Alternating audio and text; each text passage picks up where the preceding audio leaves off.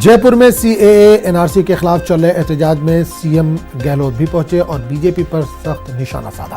इन्होंने कहा कि बीजेपी को इसकी नफरत की सियासत ले डूबेगी। इन्होंने ये भी कहा कि मोदी हुकूमत में लोगों में नफरत का बीज बोया जा रहा है। इसी पायदान पर चलने की वजह से बीजेपी को दिल्ली में बुरी शिकस्त हुई। अशोक गहलोत ने कहा कि जरूरत पड़ने पर वो सबसे पहले डिटेंशन कैंप जाएंगे, लेकिन आम लोगों को रुसवा नहीं होने देंगे। डिटेल सेंटर बनाए हैं कि बड़े बड़े, मुझे भी आप लोगों के साथ आगे जाना पड़ेगा। डिटेल सेंटर के लिए कोई घबराने की जरूरत नहीं है। अरे भाई कोई घबराने की जरूरत नहीं है। अरे कैंपों में जाना पड़ेगा। सबसे पहले मैं जाऊंगा आपके लिए, मैं कह सकता हूं। आप निश्चिंत रहो। हम लोग जो जो कदम उठा सकते हैं उठाने की हम लोगों ने तैयारी कर रखी है। हम माकूल जवाब देंगे केंद्र सरकार को।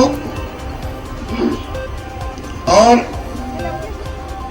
आज देश भर में जो माहौल बन गया है, बड़प्पन तो उसके अंदर है। एनडीए गवर्नमेंट खुद आगे आकर के सीएए के कानून बना, उसको खुद निरस्त करे, जो संविधान की मूल भावना के खिलाफ है।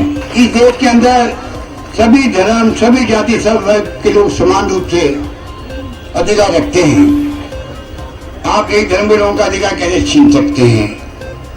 ये संविधान की मूल भावना की धज्जियां उड़ाई आप लोगों ने, हम बर्दाश्त नहीं करेंगे।